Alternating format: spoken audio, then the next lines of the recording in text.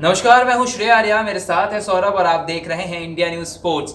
और आज मैं और सौरभ एक बार फिर से आपके लिए इतिहास के पन्नों से कुछ ऐसे लम्हे निकाल कर लाए हैं जो इतिहास में, क्रिकेट के इतिहास में हमेशा के लिए यादगार बन गए। तो सबसे पहली जो खबर है, जो सबसे पहली इतिहास के पन्नों से निकालकर हम आपके लिए खबर ले आए हैं, वो ये है कि वो विव रिचर्ड्स की पारी जो ओल्ड ट्रैफर्ड के मैदान में उन्होंने इंग्लैंड के खिलाफ खेली थी। क्योंकि जिसने भी विव रिचर्ड्स की उस पारी को देखा था 1984 में, उसने कहा कि ये वनडे इतिहास की सबसे बेहतरीन पारियों में से एक है। क्योंकि उस पारी के दौरान मुझे याद है सौरभ, जैसा कि हमने रिप्ले वगैरह में भी देखा है इस पारी को, कई बार खबरें हमेशा आती रहती हैं इस पारी की कि एक वक्त था जब 102 रनों पे वेस्ट इंडीज के 7 विकेट गिर चुके थे और वहां से वेस्ट इंडीज की टीम को चेस में आगे लाया। ना सिर्फ आगे लाया बल्कि विव रिचर्ड्स ने मैच भी जिताया। जी हाँ श्रेय, आपने बताया 102 पे 7 विकेट गिर गए थे। तो मैं दर्शकों को आगे बताऊंगा कि 166 रनों पे जो है उनके 9 विकेट गिर गए थे।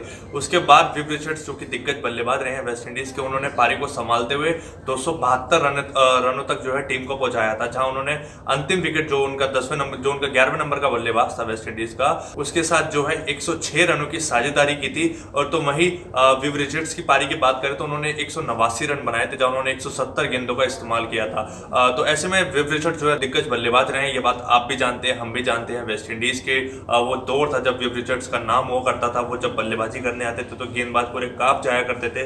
और इसी तरीके कुछ हमें नजारा जो है ओल्ड ट्रैफर्ड के मैदान पर देखने को मिला था। बिल्कुल विव रिचर्ड्स। और जब वर्ल्ड कप, एक साल पहले की बात है जब भारत ने वर्ल्ड कप जीता था 1983 में, और कपिल देव के भी बहुत सारे किस्से हमें याद आते हैं जो विव रिचर्ड्स के बारे में बहते थे। उस वर्ल्ड कप के में जो सारी चीजें हुई थी विव रिचर्ड्स के साथ, वो सारी चीजें तो अपने आप में सभी को पता है कि विव रिचर्ड्स कितने बड़े बल्लेबाज है, महान खिलाड़ी है। बतौर वेस्ट इंडीज के कप्तान भी उन्होंने खेला है। और एक बात और कि माइकल होल्डिंग के साथ जो उनकी आखिरी विकेट की साझेदारी थी इस मैच में, उसमें माइकल होल्डिंग ने सिर्फ 12 रन बनाए थे। तो एक माइकल होल्डिंग का नाम कहीं ना कहीं इस पारी में छिप जाता है। लेकिन एक बात याद रखना होगा कि अगले छोर पर उन्होंने कहते हैं ना, एक विकेट संभाल कर रखा था माइकल होल्डिंग। एक टेल एंडर के तौर पे अगर देखें तो उनकी काफी, इंग्लैंड की ओर से भी काफी दिग्गज गेंदबाज रहे थे।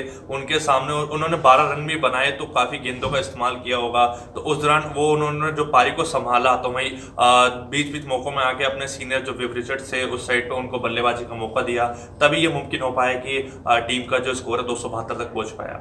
बिल्कुल। और बढ़ते हैं अगली खबर की तरफ। तो जो आज ही के दिन 2015 में पाकिस्तान के लिए एक ऐसा मैच घटा था जिसको वो हमेशा के लिए याद रखेंगे। क्योंकि हुआ दरअसल ये था कि पाकिस्तान को 2017 की चैंपियंस ट्रॉफी में क्वालिफाई करने के लिए टॉप 7 में अपनी जगह बनानी थी।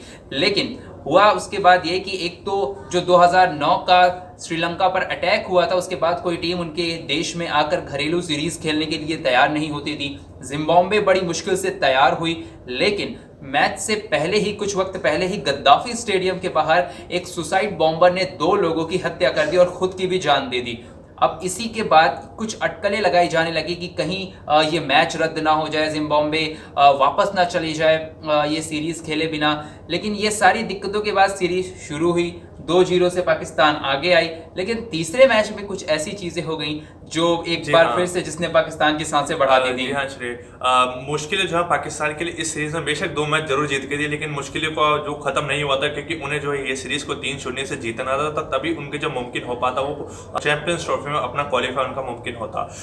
तो लेकिन जो पिछले 2 मैच थे उन्होंने सीरीज के जीते, लेकिन अंतिम मैच जैसे श्रेय ने बताया तीसरा मैच था, उसमें काफी मुश्किलें आई। जहां आपको बताएं कि पहले जो है फ्लड लाइट की खराबी हुई, तो उसके चक्कर में मैच में थोड़ा डिले हुआ। तो उसके बाद जो है डस्ट स्टॉर्म आया मैदान पे, उसके चक्कर में थोड़ा फिर डिले होता है। लेकिन जो मुश्किल है वो अभी भी यहाँ पर खत्म नहीं हुई। उसके बाद जो है बारिश की शुरुआत होती है, जिसके चक्कर में मैच में और डिले होती है।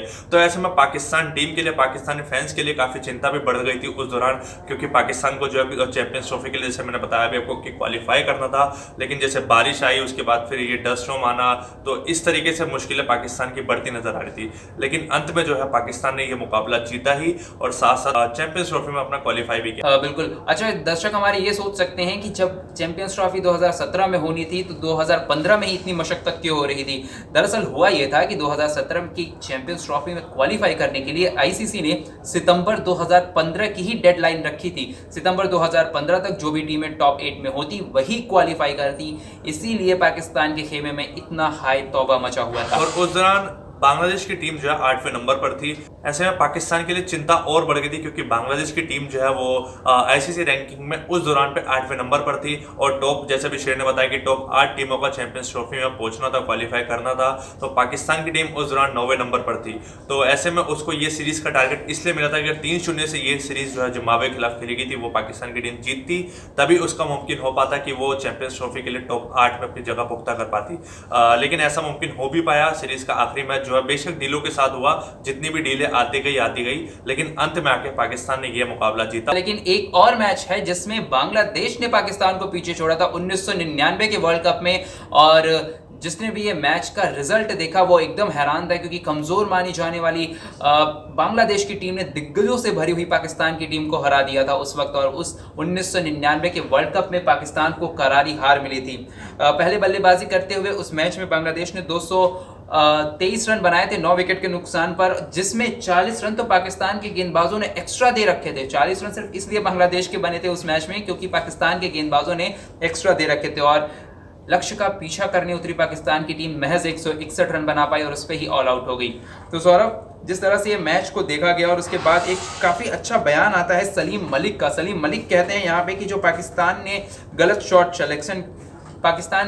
सिलेक्शन किया अपने, और उनकी जो रनिंग थी वो काफ़ी निचले स्तर की थी। यही वजह रही कि इसमें पाकिस्तान को बांग्लादेश जैसी कमजोर टीम के सामने हार का सामना करना पड़ा। जी हाँ श्रेय, बिल्कुल आपने सही कहा। बांग्लादेश की टीम जो है उस दौरान जो है काफी निचले स्तर की टीम मानी जाती थी, लेकिन पाकिस्तान की टीम एकदम अव्वल दर्जे की टीम थी। उसके बावजूद जो है बांग्लादेश का पाकिस्तान को हराना काफी शर्मनाक भी था उस दौरान। तभी जो है पाकिस्तान के खिलाड़ी रहे सलीम मलिक ने ये बयान दिया था कि पाकिस्तान की टीम का काफी खराब शॉट सिलेक्शन था और यही सबसे बड़ी वजह बनी थी टीम की हार की, क्योंकि बांग्लादेश की टीम कहाँ और पाकिस्तान की टीम, उस दौर की हम बात कर रहे हैं, बांग्लादेश की टीम कहाँ वो करती थी, बल्कि पाकिस्तान की टीम कितनी अव्वल दर्जे की टीम मानी जाती थी। तो लेकिन उसके बावजूद जो है बांग्लादेश ने इस मुकाबले में बाजी मारी और इसी का जो गुस्सा उनके पाकिस्तान के खिलाड़ी सलीम मलिक का फूटा था। तो बिल्कुल, और फिलहाल के लिए आज के इतिहास में इतना ही, आज के दिन के इतिहास में इतना ही। और चलते चलते अगर आप हमारे चैनल पर नए हैं तो इसे सब्सक्राइब जरूर कर दीजिएगा, वीडियो पसंद आई है तो इसे लाइक कर दीजिएगा और कमेंट सेक्शन में अपना फीडबैक जरूर दीजिएगा।